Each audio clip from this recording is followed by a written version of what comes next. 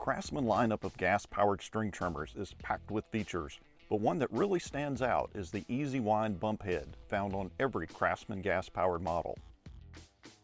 This quick video will show you how easy it is to reload the Easy Wind bump head. This ease of reloading eliminates one of the most frustrating parts of operating a bump head trimmer. With the Craftsman Easy Wind bump head, there is no need to take the head apart to reload.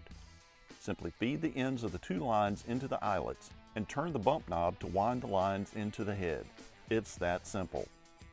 But let's take a quick look at the details. When the bump head is empty and ready for more line, measure out the proper length of .095 trimmer line.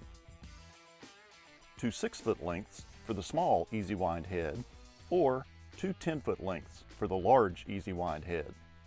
Refer to your owner's manual to determine which size head you have on your particular model.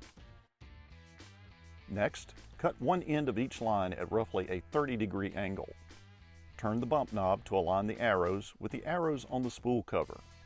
Insert the angled end of one of the lines into the eyelet on one side of the cutting head and push the line into the head about 3 inches. Simply repeat the process on the other side of the head with the second piece of line. Then turn the bump knob to wind the line into the head. The knob will only turn in one direction. Be sure not to push in on the bump knob while turning. Keep winding until approximately 5 inches of line remains protruding on each side of the head.